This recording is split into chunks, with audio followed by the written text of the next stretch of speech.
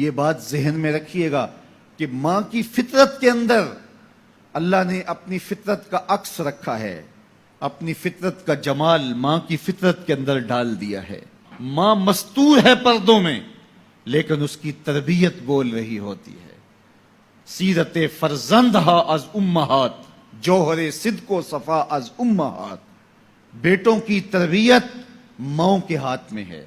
صدق و صفا کے جوہر جو پیدا ہوتے ہیں اولاد کے مزاج کے اندر، وہ ماں کی تربیت کا اثر ہے۔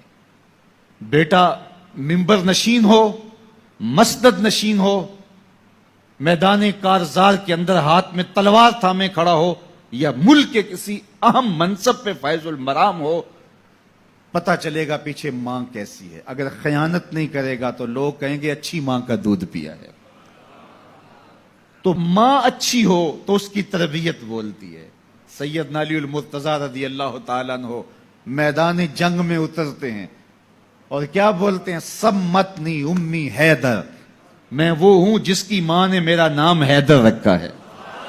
تو ماں کی تربیت بولتی ہے۔ ماں تو کسی نے نہیں دیکھی، لیکن اس کی تربیت سامنے نظر آتی ہے۔ سیرت فرزندہا از امہات، جوہر صدق و صفا از امہات۔ اقبال کہتا ہے کہ میرا مزاج آپ دیکھتے ہیں، مجھے یہ جو جنون پرور خرد عطا کی گئی ہے، نگاہ مادر پاکندرو نے کہا یہ میری ماں کی نگاہ کا کمال ہے۔ ماں کی نگاہ بول رہی ہے، ماں کی تربیت بول رہی ہے، تو یہ ماں سکھاتی ہے۔ تو جب امومت کی موت واقع ہو گئی تو پھر سال معاشرت کیسے تشکیل پا سکتی ہے؟ تو آج باپ اولڈ ہوم میں تڑپتا ہوا آخری آرزو یہ کرتا ہے کہ کاش کہ میرا بیٹا مجھے ملنے آ جائے۔ ڈرلی کے ایک اخبار میں ایک بوڑھے انگریز کی وصیت چھپی تھی۔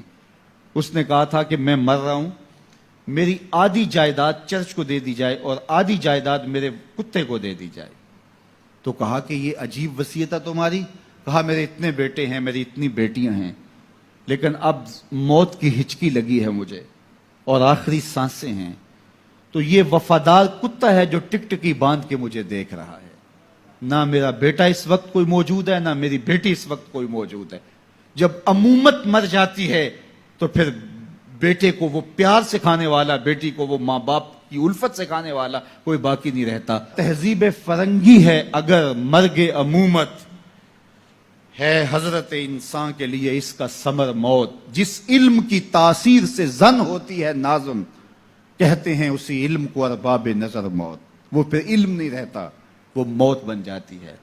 تو زن نازن نہ ہو، زن کا نازن ہونا یہ اس کا کمال نہیں ہے۔ عورت کو عورت اسی لیے کہا جاتا ہے کہ وہ مستور ہوتی ہے، وہ پردے میں رہتی ہے۔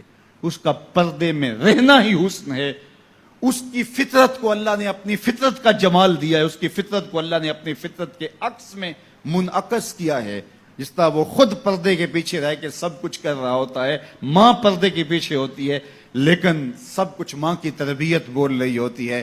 اب آئیے سنیے، اس کائنات کے اندر ہمیں وہ خواتین ملیں گی جو پردے کے پیچھے تھی، لیکن پردے کے سامنے ماں نہیں آئی، عبد القادر جیلانی آئے۔ ماں پردے کے پیچھے تھی، پردے کے سامنے فرید الدین گنج شکر آئے۔ ماں پردے کے پیچھے تھی، مہر و ماں نے بھی آنچل نہیں دیکھا، لیکن پردے کے سامنے کربلا میں حسین ابن علی آئے۔ تو یہ پردے کے سامنے آئے، وہ پردے کے پیچھے تھی۔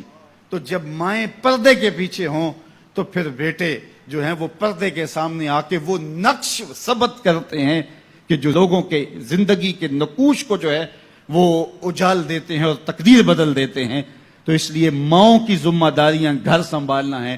جب مائیں گھر سنبھال لیتی ہیں تو بیٹے بحر و بر سنبھال لیتے ہیں۔ معاشرے کے جس فرد نے بھی کوئی کارہائے نمایاں سر انجام دیے ہیں، وہ وہی ہے جس کی ماں مستور ہے۔ اللہ اکبر۔ اقبال بولتے ہیں مزرعہ تسلیم را حاصل بطول، مادراں را اسوائے کامل بطول۔ تسلیم و رضا کی کھیتی کا جو حاصل ہے وہ سیدہ فاطمہ الزہرا ہیں، اور ماؤں کے لیے کامل اکمل نمونہ سیدہ پاک کا وجود ہے۔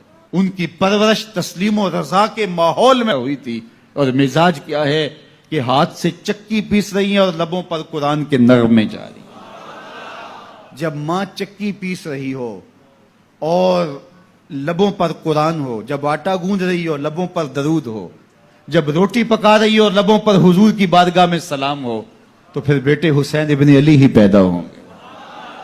اور ماں تھرکتے وجود دیکھ رہی ہو اور سکرین کے آگے بیٹھ کے آٹا گوندھ رہی ہو، تو بیٹے اداکار تو بن سکتے ہیں، اولیاء اوتاد اور اقطاب نہیں بن سکتے۔ اگر ماں یہ چاہتی ہے کہ میرا بیٹا یگانہ روزگار بنے تو اسے اسوہ فاطمہ کو اختیار کرنا